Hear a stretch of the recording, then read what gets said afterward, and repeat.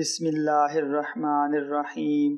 السلام علیکم معزز ناظرین، welcome to moralize reality YouTube channel. قارون حضرت موسیٰ علیہ السلام کا رشتہ دار تھا اور بظاہر اس نے آپ کا دین بھی قبول کر لیا تھا، مگر ریاکار اور کمزور عقیدے کا مالک تھا۔ وہ چاہتا تھا کہ لوگ اس سے خوش فہمی رکھیں تاکہ وہ انہیں فریب دے سکے۔ قارون حضرت موسیٰ علیہ السلام کا چچا زاد تھا۔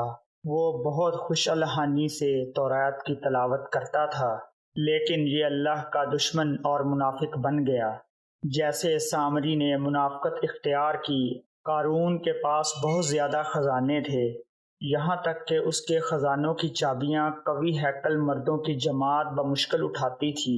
قارون نے کہا، یہ سب کچھ مجھے میری سمجھ کی بنا پر دیا گیا ہے۔ مجھے اللہ تعالیٰ نے اتنی دولت اس لیے دی ہے کہ اسے معلوم ہے کہ میں اس کا مستحق ہوں۔ اگر میں اللہ کی نظر میں پیارا نہ ہوتا تو وہ مجھے یہ سب کچھ نہ دیتا۔ اللہ تعالیٰ نے اس کی تردید کرتے ہوئے فرمایا، کیا اسے اب تک نہیں معلوم کہ اس سے پہلے اللہ تعالیٰ نے بہت سی امتیں غارت کر دیں جو اس سے بہت زیادہ قوت والی اور جمع پونجی والی تھیں، اور گناہ گاروں سے ان کے گناہ کی باز پرس نہیں کی جاتی۔ قارون عمدہ لباس پہن کر اپنی قوم کے مجمع میں نکلا۔ دنیا کی چمک دھمک کو اہمیت دینے والے لوگ اسے دیکھ کر رشک کرنے لگے اور تمنا کرنے لگے کہ انہیں بھی اس طرح کی شان و شوکت حاصل ہو، لیکن صحیح سوچ کے حامل افراد ان کی یہ بات سن کر بولے کہ بہتر چیز تو وہ ہے جو بطور ثواب انہیں ملے، جو اللہ پر ایمان لائیں اور نیک عمل کریں۔ اللہ تعالیٰ ارشاد فرماتا ہے کہ ہم نے اسے اس کے محل سمیت زمین پہ دھنسا دیا، اور اللہ کے سوا کوئی جماعت اس کی مدد کے لیے تیار نہ ہوئی۔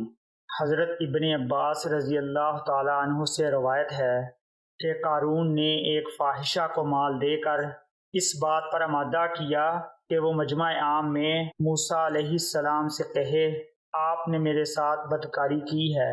اس عورت نے اسی طرح کہہ دیا۔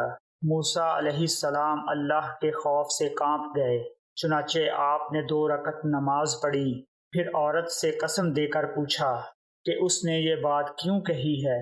اس عورت نے توبہ و استغفار کرتے ہوئے کہا، مجھے قارون نے اس بات پر آمادہ کیا تھا۔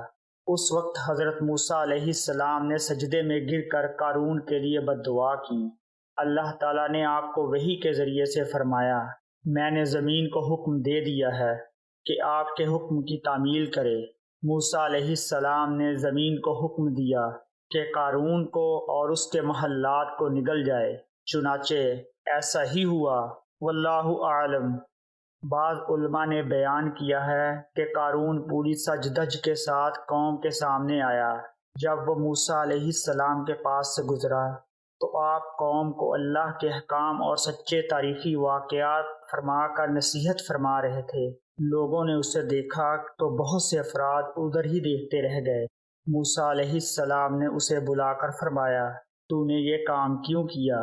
اس نے کہا، موسیٰ، اگر آپ کو مجھ پر نبوت کی وجہ سے فضیلت حاصل ہے تو میں مال کی وجہ سے آپ پر افضل ہوں۔ آپ پسند کریں تو ہم دونوں ایک دوسرے کے خلاف بد دعا کریں۔ موسیٰ علیہ السلام میدان میں نکلے، قارون اپنے لوگوں کے ساتھ نکلا۔ موسیٰ علیہ السلام نے فرمایا، تم دعا کرو گے یا میں دعا کروں؟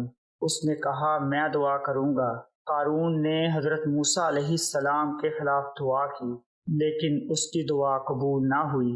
موسیٰ علیہ السلام نے فرمایا، اب میں دعا کروں؟ اس نے کہا، کیجیے۔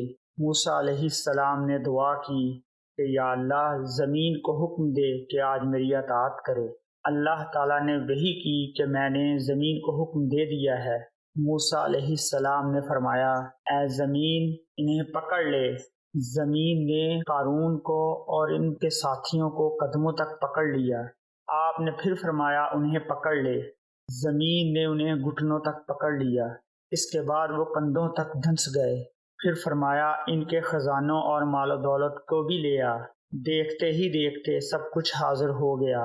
موسیٰ علیہ السلام نے ہاتھ سے اشارہ کر کے فرمایا، زمین کے اندر چلے جاؤ، چنانچہ وہ سب نظروں سے اوجھل ہو گئے اور اوپر سے زمین ہموار ہو گئی۔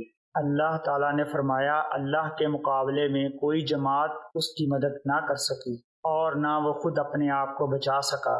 ایک دوسری جگہ اللہ تعالیٰ کا ارشاد ہے، جب وہ زمین میں غرق ہو گیا، اس کے مال و دولت اور محلات سب ختم ہو گئے، تو اس جیسی دولت کی خواہش کرنے والے شرمندہ ہوئے، اور انہوں نے اللہ کا شکر کیا جو اپنے بندوں کے لیے اچھے فیصلے کرتا ہے۔ اس لیے انہوں نے کہا، اگر اللہ تعالیٰ ہم پر فضل نہ کرتا تو ہمیں بھی دھنسا دیتا۔ کیا دیکھتے نہیں کہ ناشکروں کو کبھی کامیابی نہیں ملتی۔ اس کے بعد اللہ تعالیٰ نے فرمایا کہ آخرت کی زندگی دائمی زندگی ہے، جسے اس جہاں میں خوش نصیبی ہوئی وہی قابل رشک ہے، اور جو وہاں محروم رہا وہی قابل افسوس ہے۔ لیکن یہ نعمتیں ان لوگوں کے لیے ہیں جو زمین میں اونچائی، بڑائی اور تکبر نہیں کرتے، نہ فساد کی چاہت رکھتے ہیں۔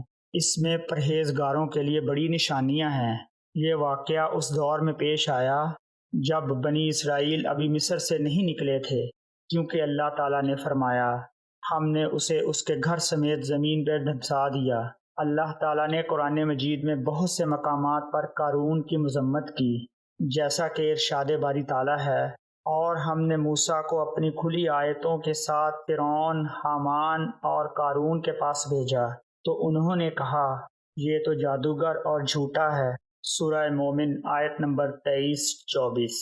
مسند احمد میں حضرت عبداللہ بن عمرو رضی اللہ تعالیٰ عنہ سے روایت ہے کہ ایک دن حضور نبی کریم صلی اللہ علیہ وسلم نے نماز کا ذکر کرتے ہوئے فرمایا، جو شخص اس کی حفاظت کرے گا، یہ قیامت کے دن اس کے لیے نور، دلیل اور باعث نجات بن جائے گی، اور جس نے اس کی حفاظت نہ کی، یہ قیامت کے دن اس کے لیے نہ نور بنے گی، نہ دلیل، نہ نجات کا باعث بنے گی۔